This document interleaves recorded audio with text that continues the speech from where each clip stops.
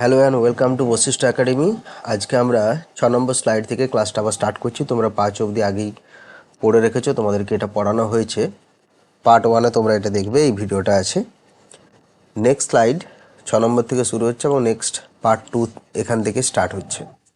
আমাদের টপিক ছিল class 7-এর soil. তো আজকে আমরা যেটা পড়বো, role of natural force in weathering of rocks, অর্থাৎ weathering of rocks. Okay, weathering of rocks, এই ওয়েদারিং কথাটার মানে আমরা কি দেখেছিলাম এর আগের স্লাইডে, যে শিলাগুলো চূর্ণ বিচূর্ণ হয়ে ভেঙে যাচ্ছে, অর্থাৎ টুকরো টুকরো হয়ে ভেঙে যাচ্ছে। এই যে ওয়েদারিং অফ রক্স, ঠিক আছে, ওয়েদারিং অফ রক্স অর্থাৎ যে রক্সগুলো সেগুলো টুকরো টুকরো হয়ে ভেঙে যাচ্ছে, ঠিক আছে। কিসের সাহায্যে? না, ন্যাচারাল ফোর্সেসের সাহায্যে, ঠিক আছে। তো সেই ন্যাচারাল ফোর্সগুলো কি ইম্পর্ট্যান্ট রোল প্লে করে সেটা আমরা এই স্লাইডে পড়ব। ফার্স্ট কি বলছে দেখো, বলছে when some plants grow on the rocks. ধরো এটা কোনো একটা পাথর, ঠিক আছে, আর এই পাথরের এই জায়গাটায় একটা গাছ বেড়ে উঠেছে, ঠিক আছে। আস্তে আস্তে বড় হচ্ছে গাছটা, এই যে এভাবে গাছটা বড় হচ্ছে। তো কি হচ্ছে, যে গাছটা যত বড় হবে তার রুট সিস্টেম যেমন গ্রো করবে, শুট সিস্টেম যেমন গ্রো করবে, তেমনি তার রুট সিস্টেমও গ্রো করবে। ওকে, আস্তে আস্তে আস্তে আস্তে কী হবে না, এই রুটটা যত পেনিট্রেট হবে, ভিতর দিকে যাবে, এই শিলাটার ক্র্যাক হয়ে যাবে, অর্থাৎ এই শিলাটা কী হয়ে যাবে, ফেটে যাবে, শিলাটা ফেটে যাবে, ঠিক আছে। কেন ফেটে যাবে না, রুটটা যখন পেনিট্রেট করবে ও এর উপর ফোর্স অ্যাপ্লাই করবে প্ল্যান্টসটা, ঠিক আছে, এবং সেটা এতটাই পাওয়ারফুল হবে, এতটাই প্রেসার সে দেবে যে রক্সটা ক্র্যাক হয়ে যাবে, ভেঙে যাবে, ঠিক আছে। তাহলে এটা 1 নম্বর গেল। তাহলে when some plants grow on the rocks, their root penetrate through the cracks in rocks and exert pressure, অর্থাৎ এই যে গাছটা এখানে বড় হচ্ছে, ঠিক আছে, সেই গাছটার রুট দিয়ে এই রক্সটা ভেঙে যাবে, অর্থাৎ তার রুট যত ভিতর দিকে পেনিট্রেট করবে সে প্রেসার দেবে, আর প্রেসারের ফলে এই পাথরটা টুকরো টুকরো হয়ে ভেঙে যাবে। বোঝা গেল 1 নম্বর পয়েন্ট। 2 নম্বর পয়েন্ট এখানে কি বলা হচ্ছে, টেম্পারেচার। ওয়েদারিংয়ের ক্ষেত্রে টেম্পারেচার কিন্তু একটা বিরাট ফ্যাক্টর। কীরকম না, তুমি দেখো বা তোমরা দেখো যে টেম্পারেচার যদি ভ্যারি হয়, অর্থাৎ দিনের বেলায় খুব টেম্পারেচার, রাতের বেলায় টেম্পারেচার কম, তাহলে কি হবে না, আমরা জানি যে হিট যত বেশি হবে, হিট দেওয়ার সাথে সাথে সেটা কী হয়ে যাবে, সে রক্সটা হোক বা যে কোনো ম্যাটার হোক, তার মধ্যে একটা এক্সপ্যানশন দেখা যায়, তার মলিকিউলসগুলো এক্সপ্যান্ড করতে চায়। আর যদি সেটা ঠান্ডা হয়ে যায়, কোল্ড যদি হয়ে যায়, তখন সেই মলিকিউলসগুলো কী হয়, কন্ট্রাক্ট, ঠিক আছে, অর্থাৎ সংকুচিত হয়ে যায়, ছোট হয়ে যেতে, কম স্পেসের মধ্যে চলে আসতে থাকে। তাহলে একটা রক্স, ঠিক আছে, একটা রক্স, একটা পাথর, তার মলিকিউলসগুলোতে বারবার যদি এই ধরনের এক্সপ্যানশন হয়, কন্ট্রাকশন হয়, তাহলে সেটা কী হয়ে যায়, সে রকটা তার স্ট্রেংথ হারিয়ে ফেলে, যার ফলে সেটা কী হয়ে যায়, ব্রেকডাউন হয়ে যায়, যে রক ব্রেকস, ঠিক আছে, them and cause of weathering. বিষয়টা বুঝতে পারলে?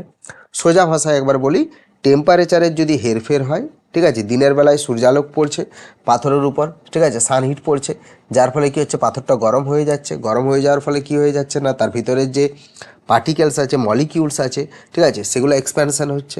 আবার সেটা কী হয়ে যাচ্ছে, যখনই সানসেট হয়ে যাচ্ছে, আস্তে আস্তে রাত যত বাড়ছে, সেই টেম্পারেচারটা কী করছে, আস্তে আস্তে সে রিলিজ করছে। টেম্পারেচারটা রিলিজ করার সাথে সাথে কী হচ্ছে, তার যে মলিকিউলসগুলো আছে সেগুলো কন্ট্রাক্ট হয়ে যাচ্ছে। বারবার এরকম, এটা একদিনে হয়নি যে আজকে তুমি একটা পাথরকে বাইরে রেখে দিলে আর কালকে সকালে দেখবে যে সেটা ডিউ টু টেম্পারেচার ওটা টুকরো টুকরো হয়ে গেছে, ওয়েদারিং হয়ে গেছে, এমনটা কিন্তু নয়। এটা একটা স্লো প্রসেস, ঠিক আছে। আস্তে আস্তে আস্তে আস্তে দেখা যাবে যে সেই পাথরটা স্ট্রেংথ হারিয়ে ফেলেছে, তারপর দেখা যাবে যে ওই পাথরটার ওয়েদারিং হয়েছে। ওকে, ওয়েদারিং মানে কি বললাম, পাথরটা টুকরো টুকরো হয়ে ভেঙে যাওয়া। বুঝতে পেরেছ? নেক্সট পয়েন্ট আমরা দেখব কি, ডিউরিং উইন্টার, ঠিক আছে, শীতের সময় rain water penetrate the crack in the rocks and freezes. এই যে পাথর আছে, ঠিক আছে, এই পাথরের মধ্যে ছোট ছোট ছোট ছোট ফাটল থাকে। ধরো এটা একটা পাথর, ঠিক আছে, এর মধ্যে এরকম ছোটো ছোটো ছোটো ছোটো ফাটল আছে, সেই ফাটলে দিয়ে কী হয়ে যায়, জল ভিতরে ঢুকে যায়। জল যখনই ভিতরে ঢুকে যায়, আর উইন্টারের সময় কি হয়ে যায়, উইন্টারের সময় দেখা যাচ্ছে যে সেই জলটা জমে করে বরফে পরিণত হয়ে যাচ্ছে।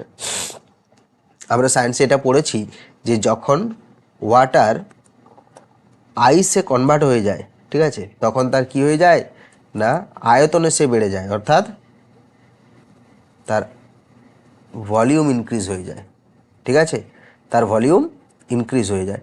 তাহলে ভলিউম যদি ইনক্রিজ হয়ে যায় তাহলে ওই আইস এই পাথরের উপর কি করে, এক ধরনের প্রেসার ক্রিয়েট করে, যার ফলে কি হয়ে যায়, সেই পাথরটা তখন ব্রেকিং ইনটু স্মল পিসেস, ছোট ছোট টুকরো টুকরো হয়ে ভেঙে যায়।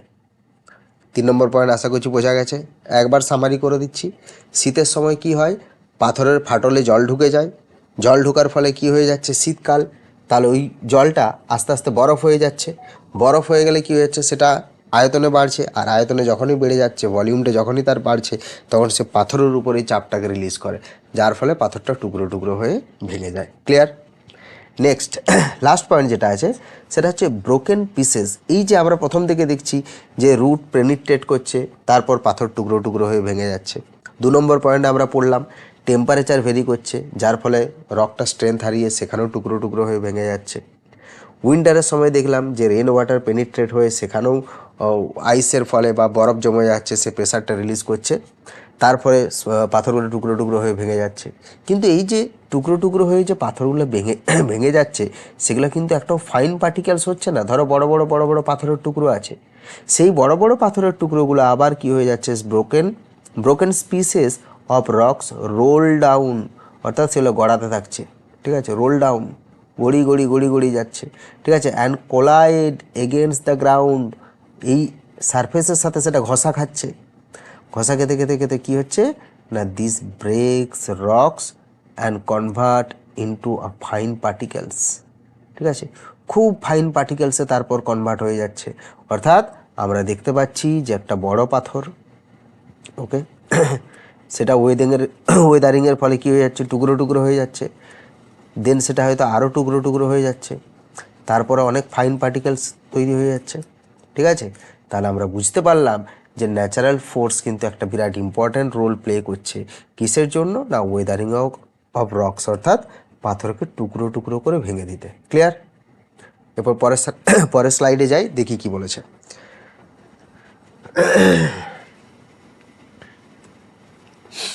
এরপর দেখবো আমরা সয়েল প্রোফাইল, ঠিক আছে। সয়েল প্রোফাইলে আমরা কি পাচ্ছি না, a vertical section or cutting, একটা vertical section or cutting through soil and showing the different layers of soil is called a soil profile. এটা হচ্ছে সয়েল প্রোফাইলের ডেফিনেশন, ঠিক আছে। একটা ভার্টিক্যাল সেকশন, ঠিক আছে, ধরো এটা একটা কোনো সারফেস, ঠিক আছে, এটা একটা কোনো সারফেস, তো সেখান থেকে আমি এরকম কোনো একটা অংশকে কেটে নিয়ে চলে এলাম, যেটা কিনা আমার এই ছবিটা, ঠিক আছে, এই ডায়াগ্রামটা দিয়ে দেখানো হচ্ছে। তো একদম উপরের দিকে যেটা আমরা দেখব সেটা হয়ে যাচ্ছে কি, একদম উপরে এটাকে আর্থ কাস্ট বলা হচ্ছে, বা একদম যদি বলা হয় যে এটাকে টপ সয়েল বলা হচ্ছে, ঠিক আছে, ওকে। একদম উপরে যেটা আছে টপ সয়েল, বা এটাকে উপরে যদি আর একদম উপরে দেখতে যাই আমরা, তাহলে সেখানে তো আমরা বিভিন্ন রকম অর্গানিক লেয়ার পাবো। কি পাবো? বিভিন্ন রকম অর্গানিক লেয়ার। কেন না, এইখানেই দেখো বিভিন্ন রকম যে অ্যানিমালস আছে তারা ডেড হয়ে এখানেই পৌঁছে করে ডিকম্পোজ হচ্ছে, বিভিন্ন রকম যে প্লান্টস আছে তারা পৌঁছে করে এখানে ডিকম্পোজ হচ্ছে। ওই জন্য উপরের যে একদম লেয়ার সেটাকে বলা হচ্ছে কি, অর্গানিক লেয়ার। এখানে হিউমাস গঠন হয়, ঠিক আছে। তোমরা হিউমাস জিনিসটা কী জিনিস জানো, তাই তো, dead remains of plants and animals, okay.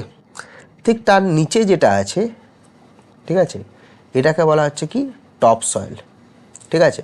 Top সয়েলের মধ্যে কি আছে না, টপ সয়েলের মধ্যে আমরা পাচ্ছি মিনারেলস অ্যান্ড হিউমাস, আর এই টপ সয়েলকেই বলা হচ্ছে এ হরাইজন, ওকে। তাহলে টপ সয়েলটা আমার কি হয়ে গেল, এ হরাইজন হয়ে গেল। তারপরে দেখো আমরা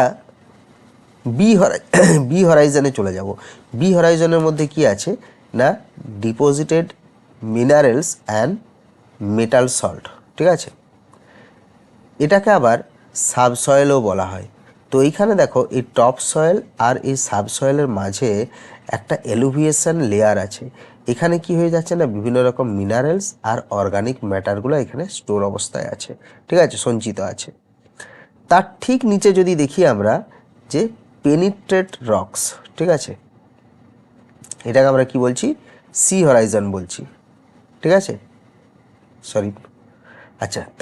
তার নিচে যদি আমরা দেখি তাহলে দেখতে পাচ্ছি কি যে সি হরাইজন আছে, যেটা আমরা প্যারেন্ট রক বলছি। ওকে, এই প্যারেন্ট রকটা কি, এটা হচ্ছে পার্টলি ওয়েদার রকস, ঠিক আছে, পার্টলি ওয়েদার রকস মানে কিছু ভাঙা ভাঙা ভাঙা ভাঙা অংশ আছে আর কি। হ্যাঁ, পাথরগুলো বড় পাথর ছিল, সেটা টুকরো টুকরো টুকরো হয়ে ভেঙে গেছে, ঠিক আছে। আর একদম নিচে যেটা আছে সেটাকে বলা হচ্ছে কি আর হরাইজন বা বেড রক, ঠিক আছে। এখানে অনেক বড় বড় পাথর আছে এবং এর নিচে কিন্তু আর ওয়াটার এর নিচে যেতে পারে না, ঠিক আছে। এটাকে কি বলা হচ্ছে, বেড রক, ঠিক আছে। আনওয়েদার প্যারেন্ট রক মানে পুরো বড় বড় বড় বড় শিলা আছে, ঠিক আছে, বড় বড় বড় বড় পাথর আছে, যেটার তলা দিয়ে আর ওয়াটার যেতে পারে না, ঠিক আছে। তাহলে এই ধরনের এই যে সয়েল প্রোফাইল বা যে ভার্টিক্যাল যে সেকশনটা বা কাটিংটা, এটা আমরা কোথায় দেখে থাকবো না, দেখবে যে যদি কোথাও কোনো বড় গর্ত করা হয়, ঠিক আছে, বিশেষ করে আমাদের এই বাথরুম তৈরি করার সময় দেখবে যে চেম্বারগুলো করা হয়, ঠিক আছে, কিংবা কুয়ো তৈরি করার সময়, ওয়েল তৈরি করার সময় যে বড় বড়োভাবে গর্তগুলো কাটা হয়, সেইখানে কিন্তু তোমরা এই হরাইজন যেগুলো আছে এ বি সি আর যে হরাইজনগুলো আছে সেগুলো কিন্তু খুব ক্লিয়ার করে বুঝতে পারবে। হ্যাঁ, লেয়ারগুলো খুব সুন্দর করে বোঝা যাবে, বুঝতে পারছো। তাহলে আমরা এখানে দেখলাম যে সয়েল প্রোফাইলের মধ্যে যে সয়েলের বিভিন্ন ভাগগুলো, সেগুলো একটা ভার্টিক্যাল সেকশনে আমাদেরকে দেখানো হয়েছে, ঠিক আছে। তাহলে আমরা কি পেলাম আরেকবার সামারি করে নিচ্ছি। একদম উপরে যেটা আছে সেটা হচ্ছে অর্গানিক লেয়ার, তার নিচে যেটা আছে সেটা হয়ে যাচ্ছে আমার টপ সয়েল, ঠিক আছে। তাহলে অর্গানিক লেয়ারের মধ্যে কি আছে, হিউমাস আছে। টপ সয়েলের মধ্যে কি আছে, মিনারেলস অ্যান্ড হিউমাস আছে। তারপরে আছে সাবসয়েল, যেটাকে আমরা বি হরাইজন বলছি। সাবসয়েলের মধ্যে কি আছে, মিনারেলস অ্যান্ড মেটাল সল্ট আছে।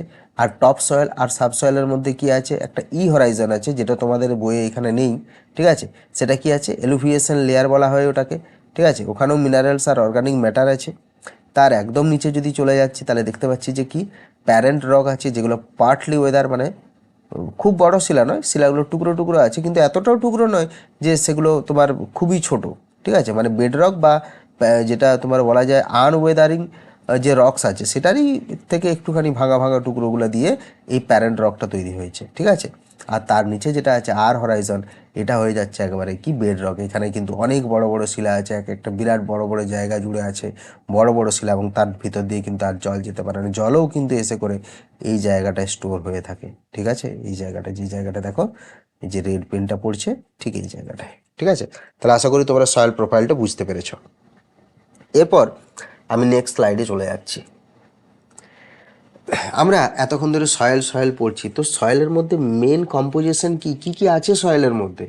The soil is mainly made up of the different size rocks particles and humus. Humus কি তোমরা জেনে এসেছো, একটু আগেই তোমাদেরকে বললাম হিউমাস জিনিসটা কি, dead remains of plants and animals. আর রক পার্টিকেলস মানে কি, এই যে বড় বড় যে শিলাগুলো আছে, এই শিলাগুলো যখন ভেঙে যাচ্ছে, ভেঙে যখন টুকরো টুকরো হয়ে যাচ্ছে, ছোট ছোট ছোট ছোট টুকরো হয়ে যাচ্ছে, এগুলোই তো রক পার্টিকেলস, তাই তো। তাহলে মেন কম্পোনেন্টসে কি আছে, ডিফারেন্ট সাইজের যে রক পার্টিকেলস আছে, বিভিন্ন রকম মিনারেলস আছে, হিউমাস আছে, এয়ার আছে, ওয়াটার আছে, আর লিভিং অর্গানিজম আছে। এই সব জিনিসটা মিলে করে কি হচ্ছে, আমাদের সয়েল বা মাটি তৈরি হচ্ছে। এরপর দেখো এখানে আমাদের কাছে একটা পাই চার্ট আছে। এখানে দেখতে পাচ্ছি যে টোটাল ওয়াটার আছে মাটির মধ্যে 25%, এয়ার আছে 25%, অর্গানিক ম্যাটার আছে 5%, আর মিনারেলস আছে 45%, ঠিক আছে।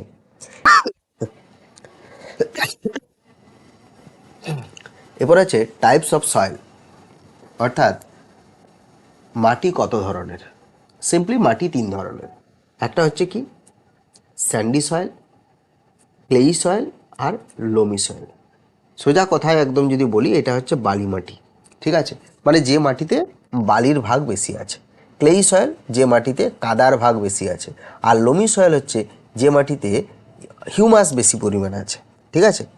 প্রত্যেকটা যে সয়েল টাইপ আছে প্রত্যেকটা টাইপ সম্পর্কে আমরা একটু ডিটেলসে স্টাডি করে নিই পরের স্লাইডে।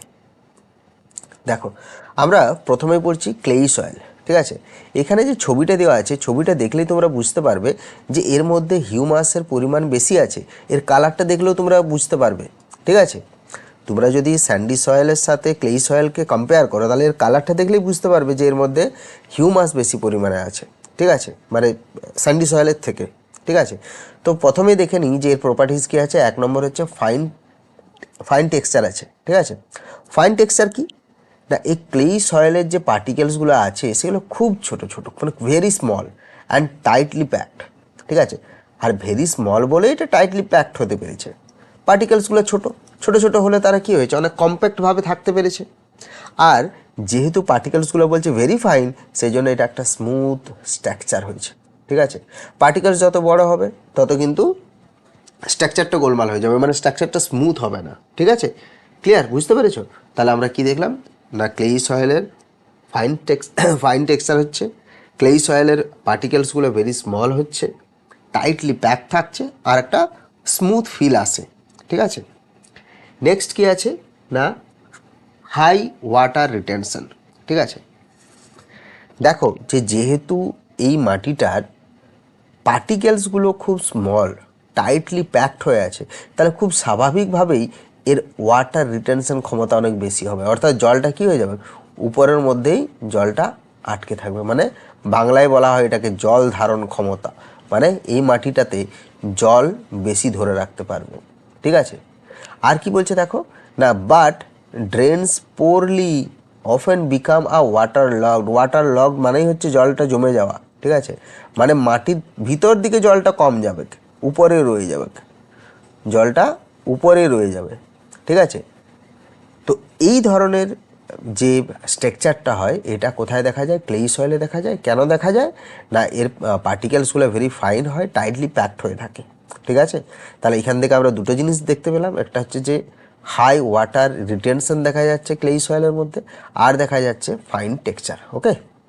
এরপর আছে পোর এরেশন, ঠিক আছে। পোর এরেশন মানে কি, যে যেহেতু ওর পার্টিকেলসগুলো কম্প্যাক্ট অবস্থায় আছে, মাঝে কোনো ফাঁকাই নেই, তো ফাঁকা যদি না থাকে তো সেখানে বাতাস ঢুকবে কোথা থেকে, ওই জন্য কি আছে, লিমিটেড এয়ার স্পেস, ঠিক আছে, খুবই কম বাতাস থাকে ওখানে, ঠিক আছে, নেই বললেই চলে।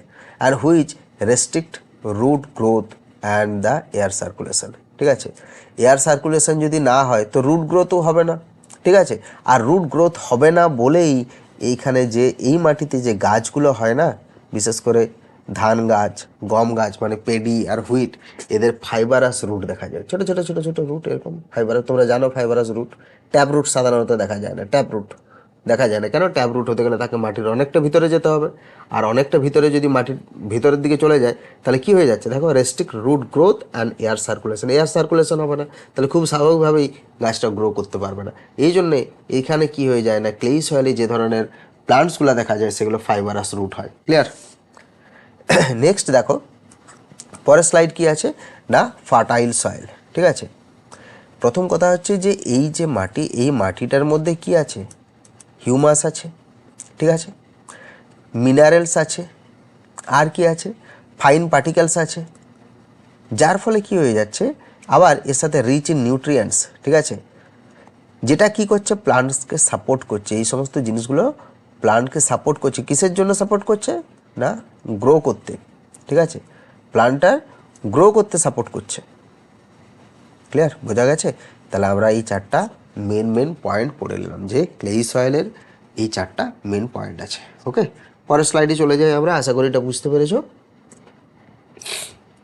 নেক্সট আছে স্যান্ডি সয়েল। স্যান্ডি সয়েল মানে বালি মাটি, ঠিক আছে। Sandy soil is compost of a large amount of sand particles. Sandy soil নামটাই হয়েছে এই জন্য, কেন কি না এর মধ্যে large amount of sand particles আছে, ঠিক আছে। লার্জ অ্যামাউন্ট মানে হচ্ছে অনেক বেশি পরিমাণে কি আছে না, স্যান্ড পার্টিকেলস আছে, ঠিক আছে। And are very small amount of clay, কাদার পরিমাণ খুব কম আছে। And still particles it has the following features, ঠিক আছে। অর্থাৎ যে এই যে পার্টিকেলসগুলো আছে, ঠিক আছে, এর তো একটা ফিচার্স আছে এই স্যান্ডি সয়েলের, কি কি ফিচার্স আছে না, 1 নম্বর বলছে যে it is light and dry, ঠিক আছে। হিউমাস কম আছে, ক্লে কম আছে, তাহলে খুব স্বাভাবিকভাবেই লাইট হবে আর ড্রাই হবে। হিউমাস যদি বেশি পরিমাণে থাকে, ক্লে যদি বেশি পরিমাণে থাকে, তাহলে জল ধারণ ক্ষমতা বেশি হবে। তাই জল ধারণ ক্ষমতা বেশি যদি হয় তাহলে ড্রাই হতো না, জল ধারণ ক্ষমতা কম, তার জন্য সেটা ড্রাই হয়ে যাচ্ছে। নেক্সট কি হচ্ছে, as it composed of a large size particles it has many air space between the particles and the soil is highly porous, ঠিক আছে। এর যে পার্টিকেলসগুলো সেগুলো অনেকটা বড় বড় বড় বড় হয়ে যাওয়ার কারণে কী হচ্ছে, তারা কম্প্যাক্ট হতে পারে না। আর কম্প্যাক্ট না হলে কি হচ্ছে, তাদের ভিতরে স্পেস রয়ে যাচ্ছে, আর ওই সেই স্পেসেই কি হয়ে যাচ্ছে না, বাতাস থাকতে পারছে, মেনি এয়ার স্পেস থাকছে। আর কি হয়ে যাচ্ছে দেখো না, this particles on the soil is highly porous, ঠিক আছে। হাইলি পোরাস মানে কি, ওর মধ্যে ছিদ্র থাকে, ঠিক আছে। ধরো এটা একটা পার্টিকেলস, এই একটা পার্টিকেলস, এই একটা পার্টিকেলস, এরকম বড় বড় যদি পার্টিকেলস হয় তাহলে এই পার্টিকেলসের ভিতরে গ্যাপ থেকে যায়, ঠিক আছে। অ্যান্ড ইট ইজ ওয়েল এরেটেড, অর্থাৎ এর মাধ্যমে মানে বাতাস চলাচল করা যেতে পারে বা অনেক এয়ার স্পেস থাকে, এটা বলতে পারি আমরা, ঠিক আছে। নেক্সট দেখো, the water retention of the soil is poor, ঠিক আছে। ওয়াটার রিটেনশন পোর তো হবেই, স্যান্ডি সয়েলের ওয়াটার রিটেনশন পোর হবে কেন না, এর পার্টিকেলস কম্প্যাক্ট নয়। পার্টিকেলস কম্প্যাক্ট যদি না হয় তাহলে তার মধ্যে স্পেস রয়ে যাচ্ছে, তাই তো। Porous, highly porous, highly porous মানে কি হয়ে যাচ্ছে না, ওয়াটার ড্রেন হয়ে যাবে খুব কুইকলি, তাড়াতাড়ি জল ঢুকে। তুমি দেখবে যে আমাদের বাড়ির পাশাপাশি যদি কোথাও বালি টালি নামানো থাকে, তো তুমি একটু কোনো একটা কন্টেনারের মধ্যে, ট্রান্সপারেন্ট কন্টেনারের মধ্যে বালি নেবে, জল দিবে, দেখবে খুব তাড়াতাড়ি জলটা নিচ দিকে নেমে যাবে। এটা ট্রান্সপারেন্ট কন্টেনার হলে দেখতে পাবে, ঠিক আছে। তাহলে কি হয়ে যাচ্ছে, এর ওয়াটার ড্রেনের যে ক্ষমতাটা এটা খুব ভালো আর কি, সঙ্গে সঙ্গে জলটা ড্রেন হয়ে যেতে পারে। And as the soil lack humus, যেহেতু এই সয়েলের মধ্যে হিউমাসের পরিমাণ অনেক কম থাকে, তাহলে it is not suitable for the growth of plants, ঠিক আছে। এই জন্য কী হয়, গাছ ভালো জন্মায় না। আমরা জানি যে মরুভূমিতে কী ধরনের, মরুভূমিতে বা ডেজার্ট এরিয়াতে কি থাকে না, স্যান্ড পার্টিকেলস বেশি থাকে, স্যান্ডই থাকে ওখানে মেনলি, তো সেখানে কি হয়, গাছ জন্মায় কি, বিশেষ কিছু গাছ জন্মায় না, ক্যাকটাস ছাড়া। আচ্ছা, পরের স্লাইড দেখি কি আছে, এটা বুঝতে পেরেছ। এরপর আছে লোমি সয়েল বা সবথেকে গুড কোয়ালিটির সয়েল, যেটা লোমি সয়েল বা এটা সবথেকে ফার্টাইল সয়েল। তার কারণটা হয়ে যাচ্ছে এর ব্যালেন্স টেক্সচার, ঠিক আছে। এর মধ্যে সব কিছু আছে, mixture of sand, silt, clay and ideal for the water retention and drainage, ঠিক আছে। খুব সুন্দর একদম, মানে গাছ বড় হওয়ার জন্য একদম আদর্শ মাটি, ঠিক আছে। প্লান্টসের গ্রো করার জন্য সবথেকে বেস্ট মাটি হচ্ছে এটা। আর কি বলছে দেখো, এর গুড ড্রেনেজ সিস্টেম, ঠিক আছে। আর কি দেখো, গুড ড্রেনেজ সিস্টেম কথাটার মানে কি না, জলটা ড্রেনে হয়ে যাবে কিন্তু খুব কুইকলি নয়, আবার ওয়াটার লকডও হবে না, যে জল জমে রয়ে যাবে এমনটাও নয়, আবার জল দেওয়া মাত্রই যে সঙ্গে সঙ্গে নিচ দিকে চলে যাচ্ছে এমনটাও নয়, ঠিক আছে। একটা নির্দিষ্ট সময় থাকছে, যে নির্দিষ্ট সময়টা থাকার কারণে কি হয়ে যাচ্ছে না, গাছ একটা ময়েশ্চার পেয়ে যাচ্ছে, ঠিক আছে। তাহলে প্রিভেন্ট ওয়াটার লকড, জল জমা থাকছে না, হুইচ কিপস দ্য ময়েশ্চার, ঠিক আছে। And feel fertility, fertility main কারণ যেটা হচ্ছে সেটা হচ্ছে এর মধ্যে স্যান্ডও আছে, সিল্টও আছে, ক্লেও আছে, এছাড়াও কি আছে, হিউমাস আছে, এছাড়াও আছে হিউমাস, ঠিক আছে। তাহলে এই জন্য কী বলা হচ্ছে এটাকে, the nutrients rich, suitable for the most crops. এই মাটিতে বেশিরভাগ রকমের গাছই জন্মায়, ঠিক আছে, যা চাষ করবে তাই হবে। নেক্সট, গুড এরেশন, অর্থাৎ সাপোর্ট রুট ডেভেলপমেন্ট উইথ আ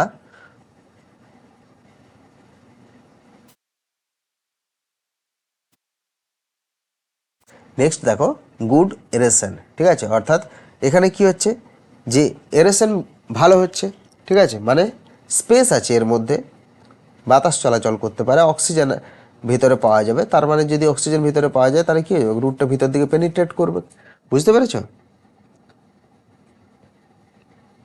এই অবধি মোটামুটি বোঝা গেছে, তাই তো। তাহলে আমরা কি দেখলাম, যে লোমি সয়েলের তোমার 4টা পার্ট আছে, একটা হয়ে যাচ্ছে কি ব্যালেন্স স্ট্রাকচার থাকছে, গুড ড্রেনেজ সিস্টেম আছে, হাইলি ফার্টিলিটি আছে, আর গুড এরেশন আছে, যেটা কি করেছে না, লোমি সয়েলকে বেস্ট সয়েল করেছে, বেস্ট সয়েল বানিয়েছে ফর কাল্টিভেশন। এরপর এই স্লাইডে দেখবো আমরা প্রপার্টিজ অফ সয়েল। তো কোনো একটা সয়েলের প্রপার্টিটা ডিপেন্ড করছে যে ওই সয়েলের পার্টিকেলসগুলো তার সাইজ কেমন হবে, ঠিক আছে?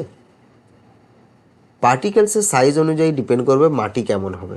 তো মেনলি যে কটা প্রপার্টিজ আমরা দেখতে পাই সয়েলের, তার মধ্যে 1 নম্বর হয়ে যাচ্ছে কি না, percolation rate of water in soil, অর্থাৎ ওই মাটির মধ্যে, ঠিক আছে, জলটা কতক্ষণ স্টে করতে পারছে, ঠিক আছে, জলটা কতক্ষণ স্টে করতে পারছে। ওকে, ধরো এটা একটা সয়েল স্ট্রাকচার, ঠিক আছে। তো এর উপরে যখনই ওয়াটার দিয়ে দেওয়া হলো, যদি সঙ্গে সঙ্গে নিচের দিকে নেমে যায়, তাহলে সেটা হয়ে যাচ্ছে কি হাই রেট অফ পার্কুলেশন। এটা কোন ধরনের মাটির ক্ষেত্রে দেখা যায়? স্যান্ডি সয়েলে। কেন না, স্যান্ডি সয়েলের যে পার্টিকেলসগুলো আছে, সেই পার্টিকেলসগুলো কী হয়, লার্জ পার্টিকেলস হয়। আর লার্জ পার্টিকেলস হওয়ার কারণে কী হয়ে যাচ্ছে, তার মধ্যে স্পেস রয়ে যাচ্ছে প্রচুর, ঠিক আছে। আর সেই স্পেস দিয়ে কী হয়ে যায়, জল সহজে নিচ দিকে নেমে যায়। এই জন্য কী হয়ে যাচ্ছে, দেখো স্যান্ডি সয়েল হয়ে যাচ্ছে, হাই পার্কুলেশন রেট। আবার যদি ক্লেই সয়েল হয়, ক্লেই সয়েলের ক্ষেত্রে কী হয়ে যায় না, ওর পার্টিকেলসগুলো কী হয়, কম্প্যাক্ট থাকে। আর সেই কম্প্যাক্ট থাকার কারণে ও স্পেস খুব কম থাকে। আর স্পেস খুব কম থাকে বলে কী হয়ে যায় না, জলের পার্কুলেশন রেটটা স্লো হয়ে যায়। বোঝা যাচ্ছে তো? তাহলে পার্কুলেশন রেট অফ ওয়াটার বলতে আমরা কী বুঝবো, যে একটা নির্দিষ্ট সময়ে জল নিচ দিকে কতটা নামছে, ঠিক আছে। বা আমরা বলতে পারি, হ্যাঁ, the percolation rate of soil, এটা ডিপেন্ড করছে তোমার পার্টিকেলসের উপর। আচ্ছা, এটাকে যদি আমরা এইভাবে বলি যে পার্কুলেশন রেট সমান হয়ে যাচ্ছে অ্যামাউন্ট অফ ওয়াটার, ঠিক আছে, বাই পার্কুলেশন টাইম।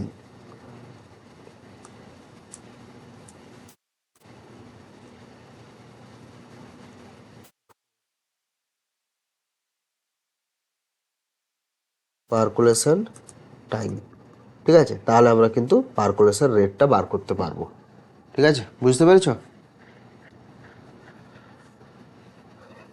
আচ্ছা, তারপর আছে observation of water in soil, অর্থাৎ মাটিতে ওয়াটার বা ময়েশ্চার কত পরিমাণে আছে বা ওয়াটার। আচ্ছা, তারপরে আছে observation of water in soil, ঠিক আছে, মানে মাটিতে জলের পরিমাণ কত, ময়েশ্চার ইন সয়েল, মাটিতে ময়েশ্চারের পরিমাণ কত আছে, ঠিক আছে। এটার উপর ডিপেন্ড করছে যে সেই মাটিটা কী ধরনের হবে বা তার প্রপার্টিস কী হবে। বোঝা গেছে? এবার আমরা নেক্সট স্লাইডে চলে যাই। Soil and crops. ওকে, বিভিন্ন মাটিতে বিভিন্ন রকম ক্রপসের চাষ হয়।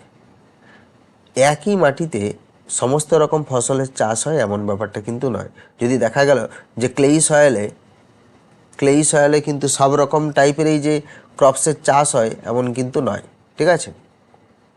তো আমরা বলতে পারি কি, যে different part of the country have the different types of soil, ঠিক আছে। আমাদের যে এত বড় দেশ ইন্ডিয়া, এখানে কি এখানকার মাটি কি সব জায়গায় সমান? না। নর্থের দিকের মাটি একরকম, ইস্টের মাটি একরকম, ঠিক আছে, কোস্টাল রিজিয়নের মাটি একরকম, প্লেন্স একরকম, প্লেটুতে একরকম, ডেজার্ট এরিয়াতে মাটি একরকম। আর এই মাটির যে পার্থক্যটা, সেটাও আমরা আগে স্লাইডে পড়লাম, যে এটা পুরোপুরি ডিপেন্ড করছে যে তার মধ্যে হিউমাস কত পরিমাণে আছে, মিনারেলস কত পরিমাণে আছে, তার পার্টিকেলসগুলো কেমন, তাই না? তাহলে it may be sandy, loamy or the clay depending upon the climate and the parents rock of the region, ঠিক আছে। অর্থাৎ সেই জায়গায় ক্লাইমেট কেমন আছে, ক্লাইমেট কিন্তু একটা বিরাট ফ্যাক্টর করে ক্রপসের ক্ষেত্রে, ঠিক আছে। ক্রপসের ক্ষেত্রে কিন্তু ক্লাইমেট একটা বিরাট ফ্যাক্টর করে, ঠিক আছে। আর কি দেখছি, যে সেই জায়গাকার প্যারেন্ট রক কী টাইপের, ঠিক আছে, সেটার উপর ডিপেন্ড করছে যে সেখানে মাটি কেমন হবে বা সেখানকে কী ধরনের ক্রপস হবে। Due to this the vegetation also varies from the place to place as different plants grow in the different type of the soil. Vegetation মানে হচ্ছে কি, সেখানকার উদ্ভিদ, ঠিক আছে, সেখানকার গাছপালা, এটা কি হয়ে যাচ্ছে, ভ্যারি করছে প্লেস টু প্লেস, ঠিক আছে। আমরা যদি দেখি, ঠিক আছে, আমরা যদি দেখি যে নর্থের দিকে যে ধরনের ভেজিটেশন দেখা যায়, ইস্টে সে ধরনের ভেজিটেশন দেখা যায় না, ঠিক আছে। যেমন ধরো কেশর, স্যাফরন, ঠিক আছে, কাশ্মীরেই পাওয়া যায়, আমাদের কলকাতায় পাওয়া যায়, যায় না। আবার ধরো যে কোস্টাল রিজনের যে ম্যানগ্রোভগুলো আছে, ম্যানগ্রোভ, সেটা কি আমরা এই প্লেন্স রিজিয়নে পাবো? পাবো না, ঠিক আছে।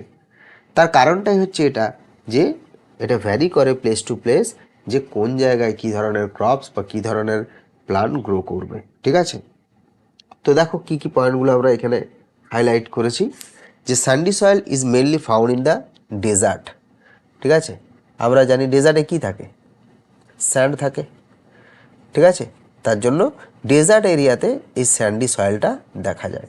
আর এই ডেজার্ট এরিয়াতে যে স্যান্ডি সয়েল দেখা যাচ্ছে, তার মেন ব্যাপারটা কী হচ্ছে না, ওর মধ্যে নিউট্রিয়েন্টস থাকে না, ল্যাক অফ নিউট্রিয়েন্টস। নিউট্রিয়েন্টস কম বলেই তো গাছপালা হয় না। And has a poor water retention, জল ধারণ ক্ষমতা একদম বেকার, জল ধরে রাখতেই পারে না, ঠিক আছে। আর hence it does not support the growth of plants, ঠিক আছে। তাহলে এই সমস্ত এর অসুবিধাগুলোর জন্য কী হয়ে যাচ্ছে না, স্যান্ডি সয়েলের মধ্যে ভালো কী বলা যায়, ক্রপস বা গাছপালা জন্মায় না, ওই জন্য মরুভূমি হয়ে গেছে, সেখানে ডেজার্ট হয়ে গেছে। And loamy soil is good for growing crops, ঠিক আছে। লোমি সয়েল যেটা বললাম, যেটা বেস্ট সয়েল, কেন কি সব কিছু এর ব্যালেন্সভাবে আছে, সব কিছু good for growing crops. It has a good water retaining capacity, no water logging, ঠিক আছে। And lentils and grams grow in this type of soil, এটা এক্সাম্পল দেওয়া আছে।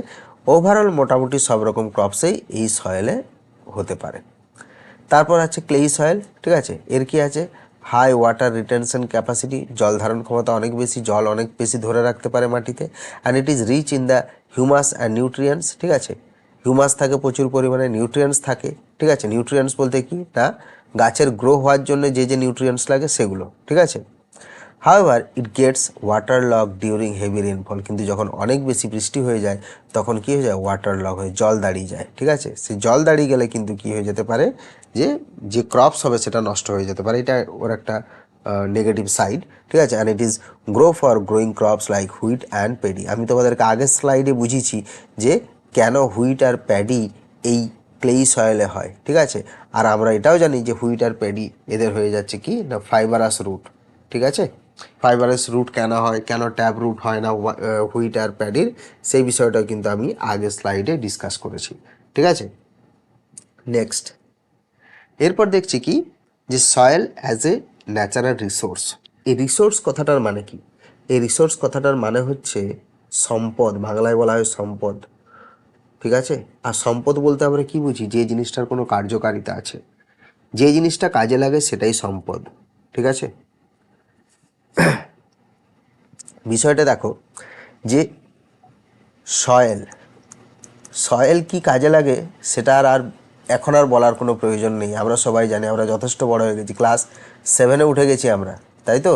ক্লাস 7 উঠে গেছি মানে আমরা বুঝতে পেরেছি যে সয়েলের ইম্পর্ট্যান্স কতটা।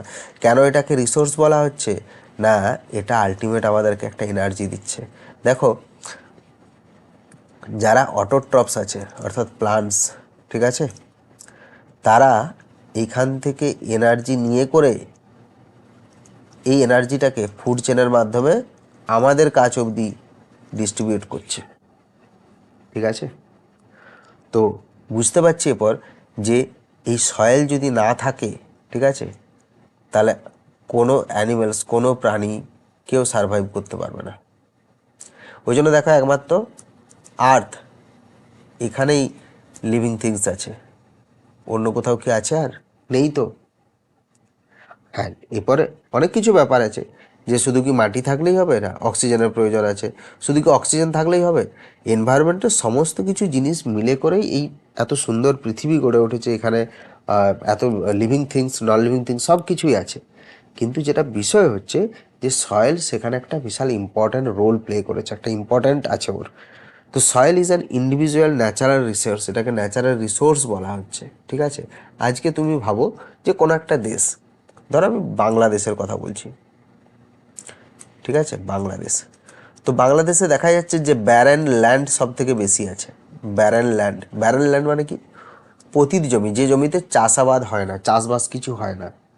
তাহলে কি হবে, দেখা যাবে যে ওদেরকে বাইরের দেশ থেকে সমস্ত রকম ক্রপসকে তাদের দেশে নিয়ে আসতে হবে, ইম্পোর্ট করতে হবে তাদেরকে।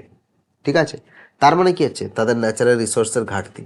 আর ধরো আমাদের ইন্ডিয়ার কাছে প্রচুর ফার্টাইল ল্যান্ড আছে, তাহলে আমরা কি করব, এদেরকে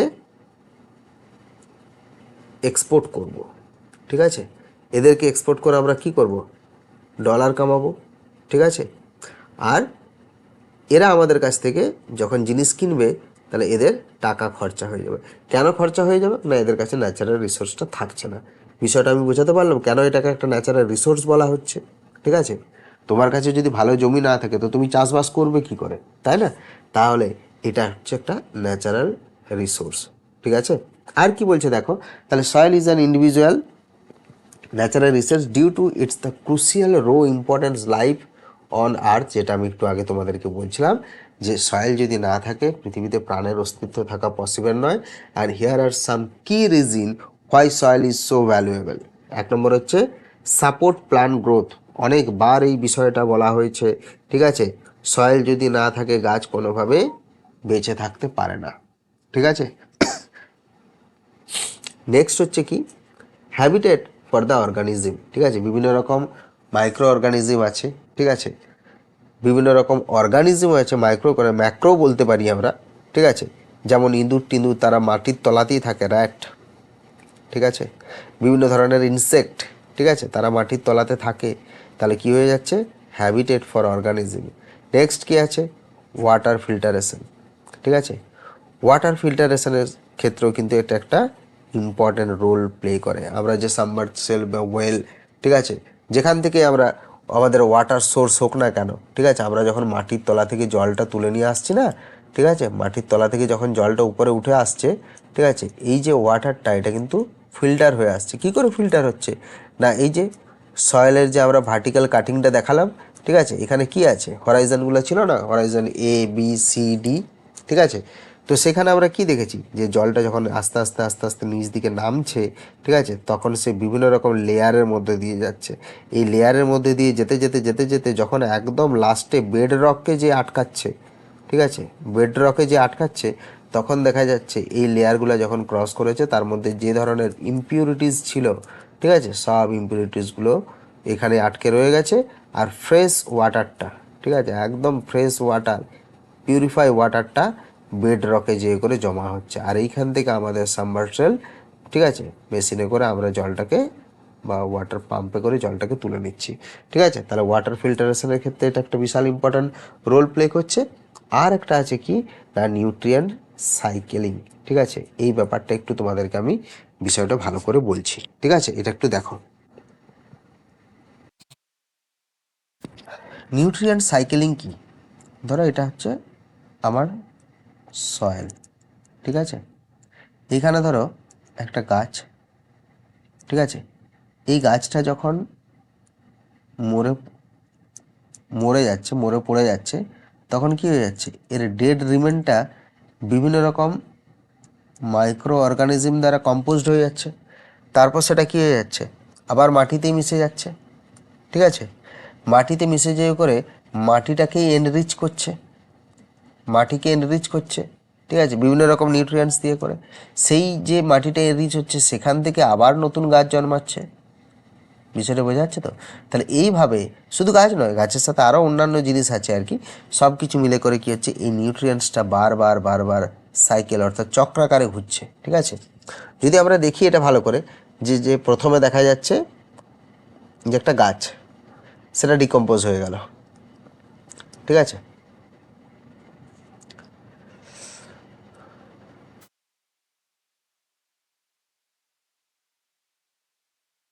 নিউট্রিয়েন্ট সাইকেলটা একটু ভালো করে বলতে হবে, বিষয়টা ঠিক ক্লিয়ার হচ্ছে না।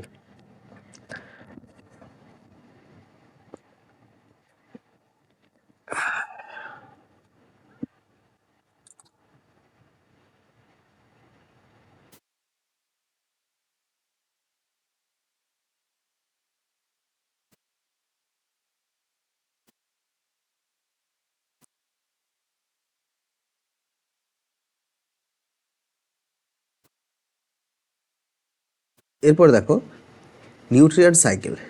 ঠিক আছে, নিউট্রিয়েন্ট সাইকেলিং মানে কি, চক্রাকারে ঘুরছে।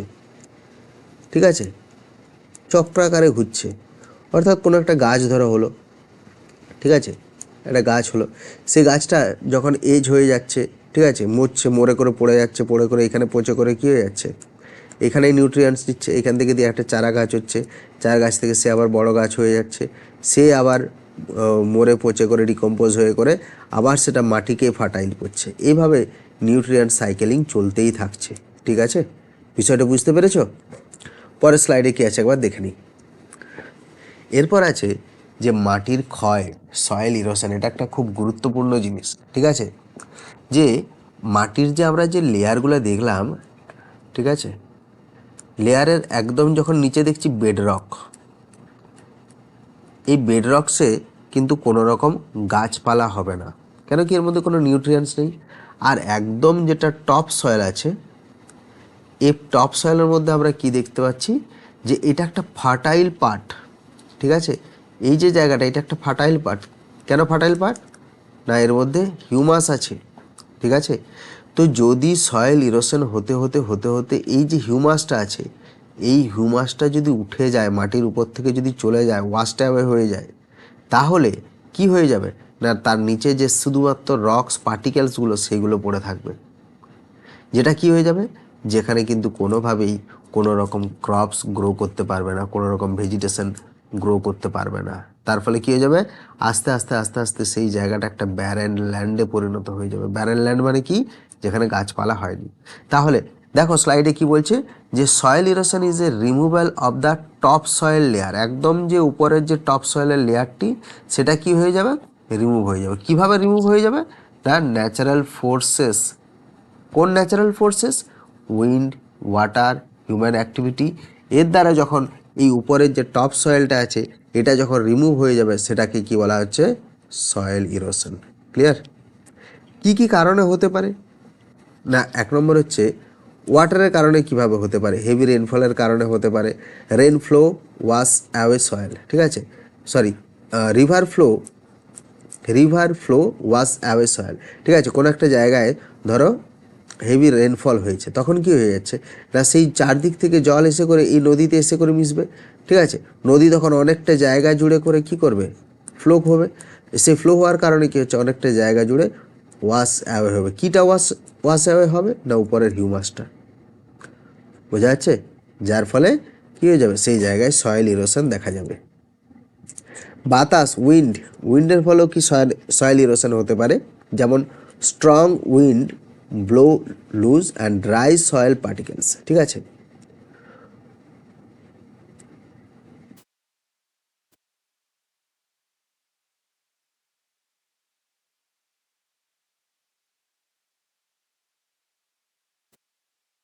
আচ্ছা, strong wind blow loose and dry soil particles. ঠিক আছে, মাটির একদম উপরের দিকে, ঠিক আছে, যে লুজ এবং ড্রাই সয়েল পার্টিকেলসগুলো থাকে, সেগুলো কিন্তু বাতাসের ফলে উড়ে যেতে পারে। ঠিক আছে, আর উড়ে গেলে কী হবে, ড্রাই আছে, ড্রাই মানেই তো কী হচ্ছে, বাতাস দিলে সেগুলো উড়ে যাবে। আর উড়ে গেলেই লাস্টের যে একদম যে ভেতরকার যে রক্স পার্টিকেলসগুলো আছে, সেটা বেরিয়ে আসবে। এছাড়াও হিউম্যান অ্যাক্টিভিটি আছে, যেমন deforestation, over grazing, poor farming practice ইত্যাদির কারণেও কিন্তু প্রচুর পরিমাণে সয়েল ইরোশন হয়। ঠিক আছে, বুঝতে পেরেছ? পরের স্লাইডে যাই, দেখি কি আছে এরপর আছে সয়েল ইরোশনের ইফেক্ট। তোমরা এই ছবিটা দেখেই বুঝতে পারছো যে কি ভয়ঙ্কর ইফেক্ট হতে পারে এর।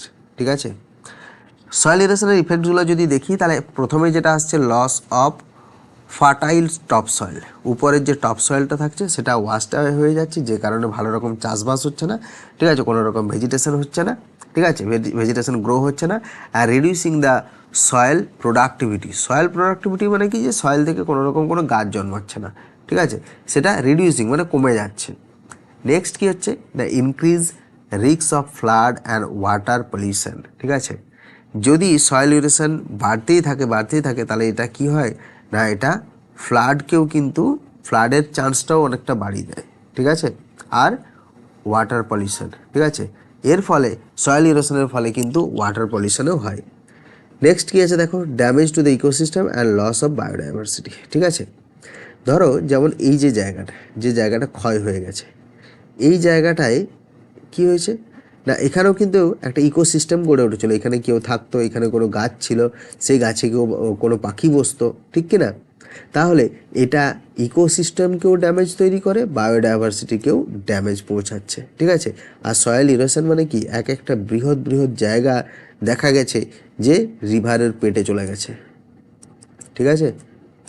তখন দেখো তাহলে ওই যে জায়গাটা, এই জায়গাটাকে আর কখনো ফিরিয়ে আনা যাবে? ঠিক আছে। তাহলে যখন পরের বার যখন বন্যা হবে তখন খুব সহজেই কী হয়ে যাবে, এই জায়গাটা থেকে আরও দূর দিকে পর্যন্ত ইরোশন হবে, আর এটা পুরো বন্যাতে ফ্লাডে চলে যাবে, ঠিক আছে। বুঝতে পারছো সয়েল ইরোশনের ইফেক্টগুলো? নেক্সট আছে সয়েল পলিউশন, ঠিক আছে।